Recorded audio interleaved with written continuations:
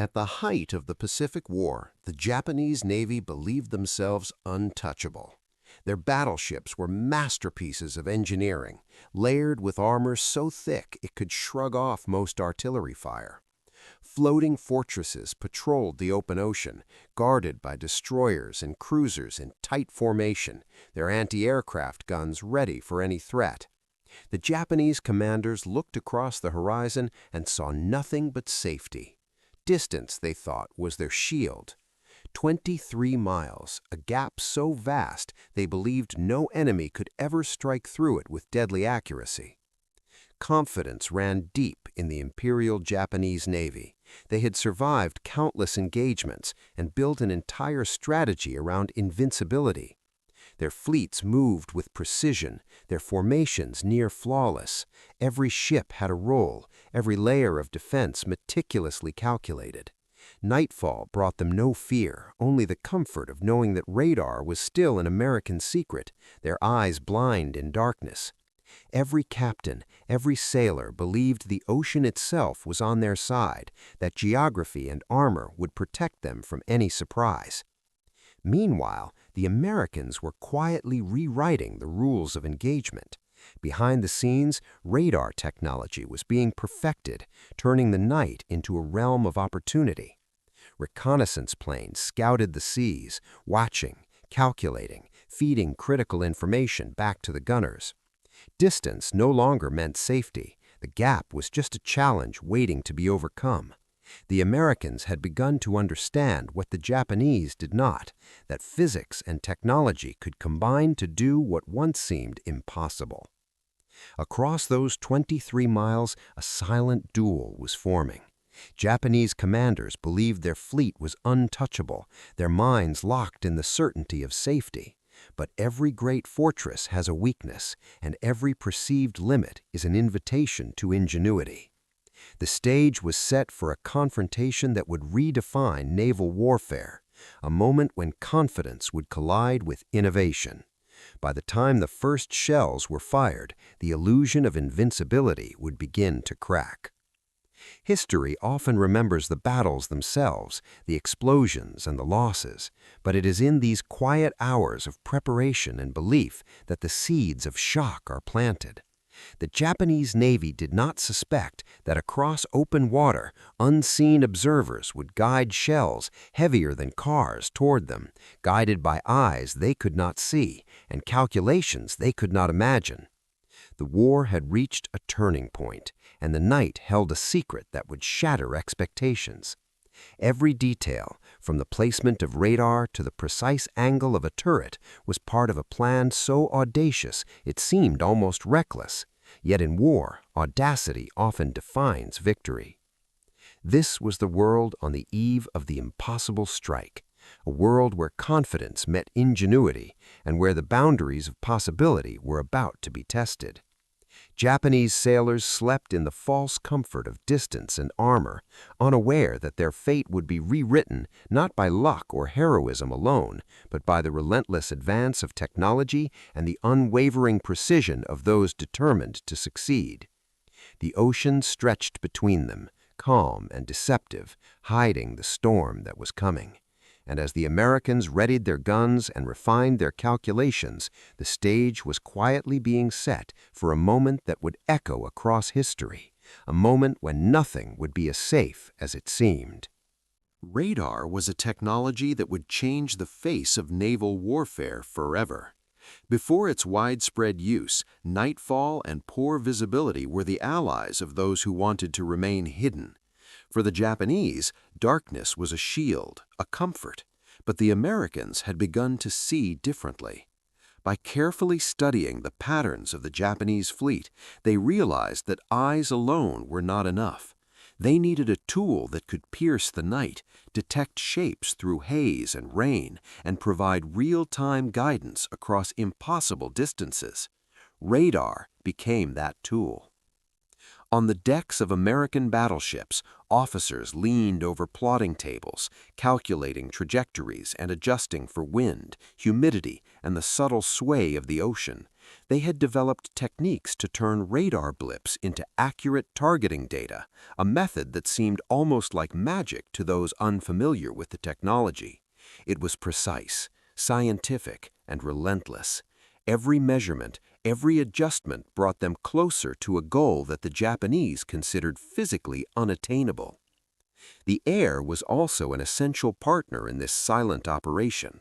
Spotters in planes flew above the target area, eyes scanning the sea, radioing coordinates back to the gunners below. From 23 miles away, they watched for the faintest signs of enemy movement, their observations guiding shells that would soon travel faster than sound. The coordination required was astonishing. Timing had to be perfect. One miscalculation, one delayed message, and the strike could have failed entirely. Yet every component functioned like clockwork, a ballet of technology and human skill converging over open water. The Japanese fleet moved unaware of the invisible network above and around them. They relied on traditional scouting, on visual confirmation, and on the comfort of distance. Radar was their blind spot, a factor they had not accounted for, and air spotters were ghosts in the sky. While they prepared for attacks they could see, the Americans were preparing for attacks they could not.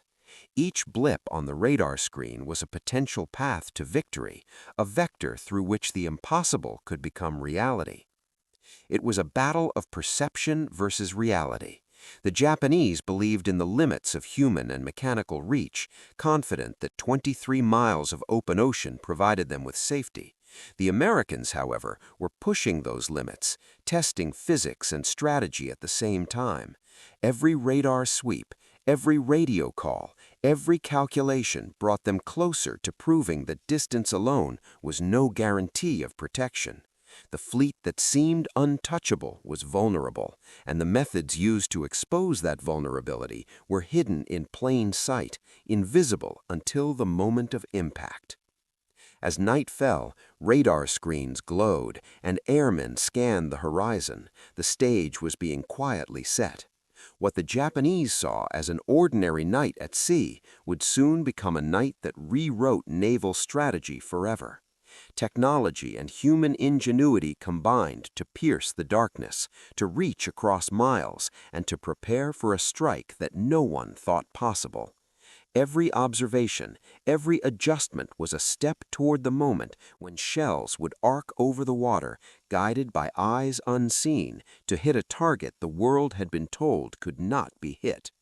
The Americans understood that warfare was no longer just about firepower and numbers.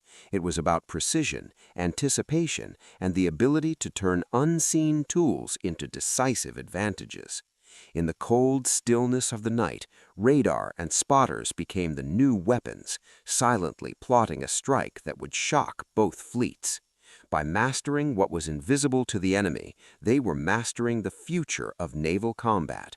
The ocean was still, but it was alive with unseen calculations, ready to deliver a lesson the Japanese would never forget. The moment had arrived.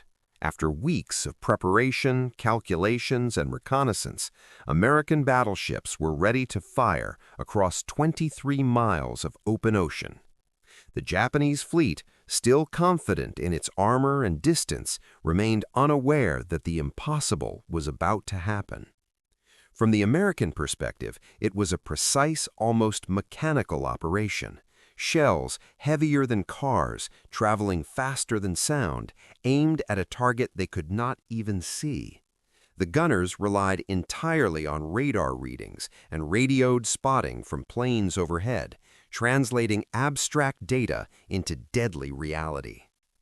The first salvo lifted into the night sky with a roar that seemed to shake the deck. American crews watched intently, adjusting every turret and firing angle, their eyes tracking invisible arcs over dark water.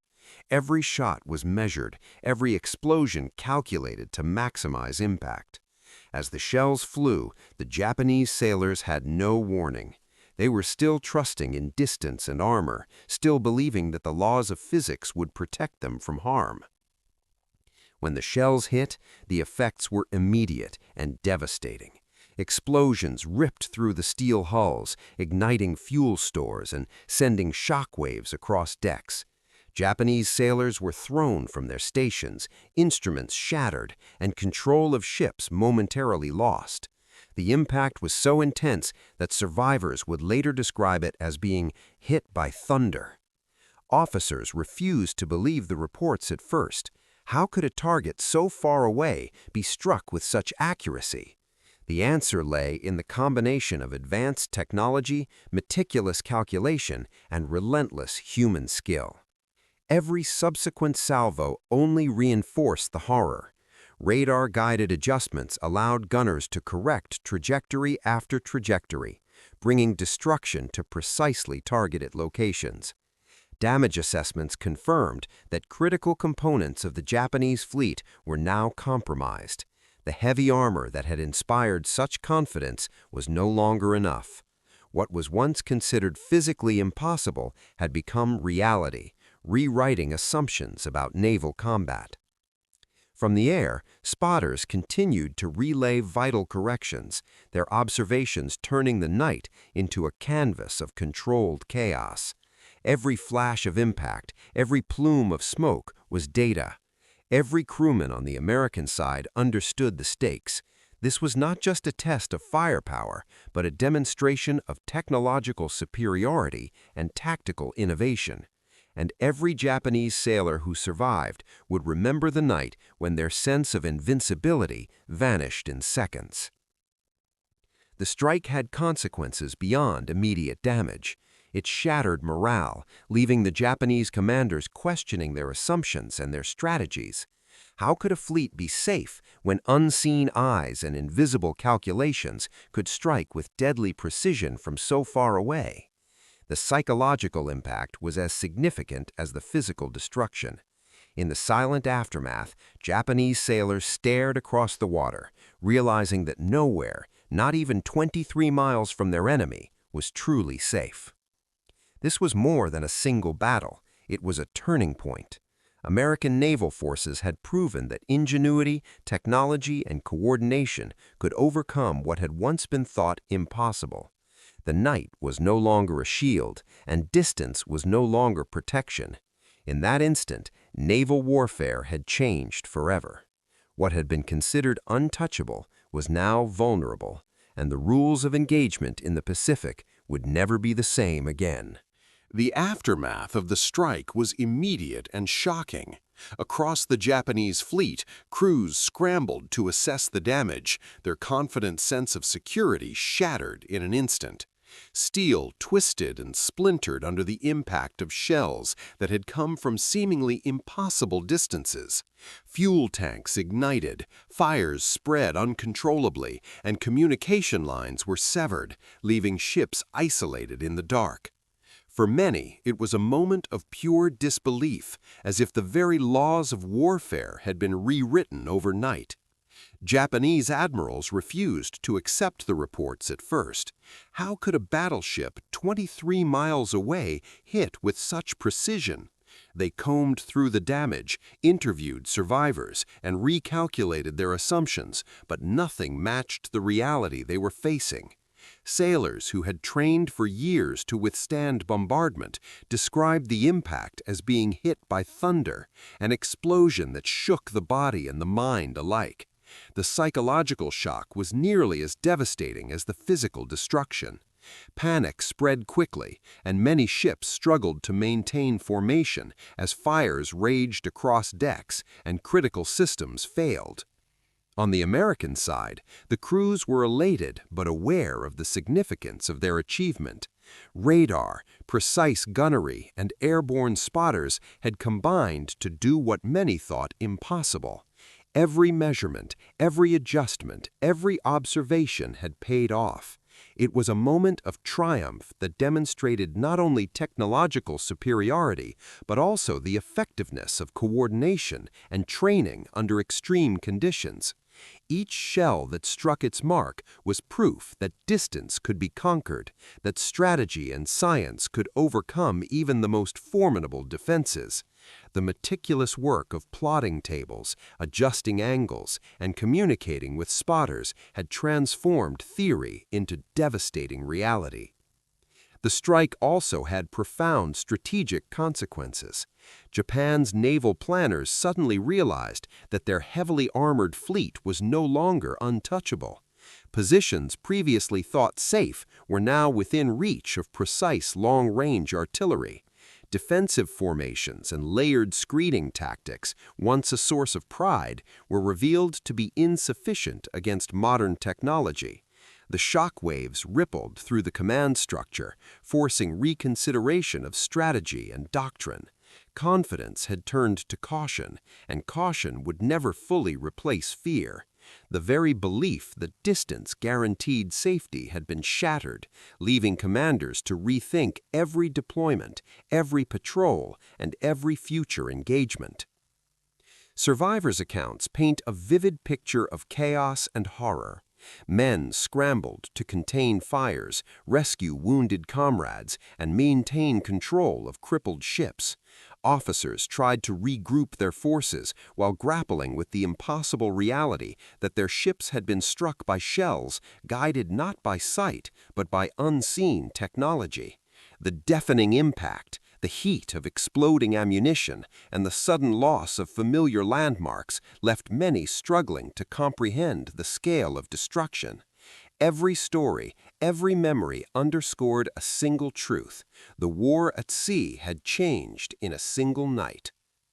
In the larger scope of the Pacific War, this event became a turning point. It demonstrated that the rules of engagement were evolving, that innovation and adaptability could overturn assumptions built over decades. The Americans had not just hit a target, they had struck at the heart of Japanese confidence.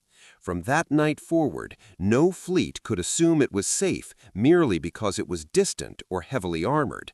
The seas themselves had become a theater of uncertainty, and the psychological impact on the enemy would echo for years. Every admiral, sailor, and strategist who survived that night knew the fundamental reality had shifted. The stage was now set for the final chapter in this momentous story, where the lessons of technology, daring, and precision would shape the future of naval combat. The night had rewritten expectations, shattered illusions, and left a fleet to confront the sobering truth: in modern warfare, there are no invincible ships, only targets waiting for those who can reach them. Every calculation, every innovation, and every act of courage would continue to ripple through the Pacific, proving that audacity and skill could redefine what was possible on the open ocean.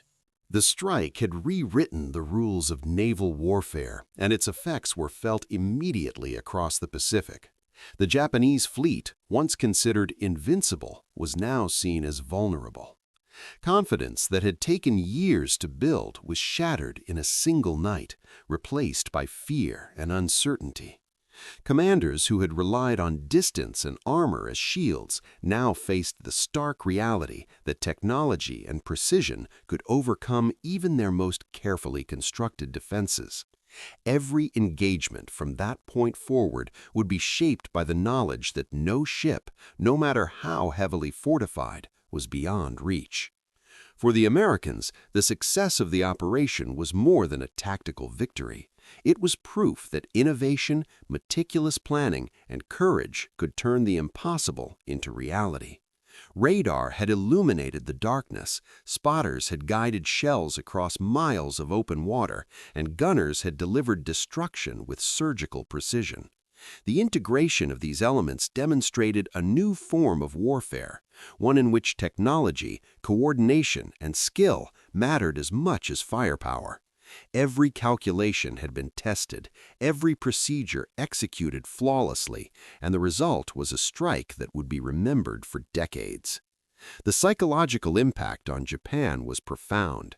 Sailors and officers struggled to reconcile their experience with everything they had been taught. They had believed themselves untouchable, that the combination of distance, armor, and defensive formations would keep them safe.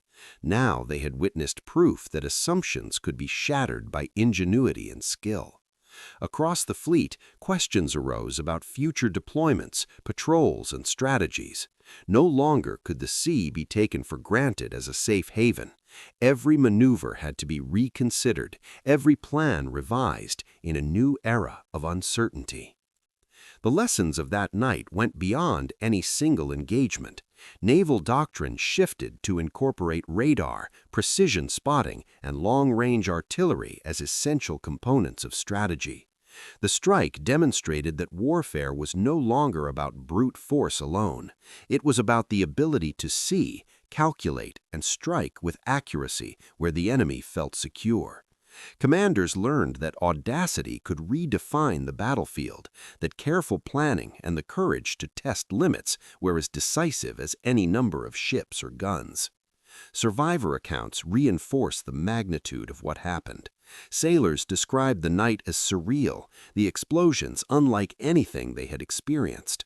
Officers recounted the sudden collapse of formations and the chaos of firefighting and rescue operations. Amid the smoke and confusion, the stark truth became clear. The age of invincible fleets had ended. The oceans were now a stage where technology, intelligence, and skill could reach beyond previously accepted limits, changing the very nature of naval engagement. In the broader context of the Pacific War, this strike was a turning point. It shifted momentum, undermined Japanese morale, and showcased the power of combined innovation and audacity. From that night on, every fleet movement, every defensive position had to account for the possibility that even the most distant ships could be hit with deadly accuracy. The lessons learned would influence not just the remainder of the war, but the future of naval combat for decades to come. As dawn broke after that fateful night, the ocean appeared calm once more, but the impact of the strike had left an indelible mark. The Americans had proven that determination, technology, and precision could overcome what had once seemed impossible. The Japanese had learned that no distance was safe, no armor impenetrable. The night had rewritten the rules of engagement, reshaped strategy, and forever altered the psychology of naval warfare. It was a moment where human ingenuity met the vastness of the ocean, producing results that would echo through history. In the end, the strike was more than a military achievement. It was a demonstration of what could be accomplished when preparation, innovation, and courage converged. It proved that the impossible could be made real, that unseen eyes and precise calculations could strike fear across the waves, and that in modern warfare, the boundaries of possibility are limited only by imagination and skill. The Pacific War would continue, but from that night forward, every sailor, every admiral knew the ocean itself was no longer a sanctuary.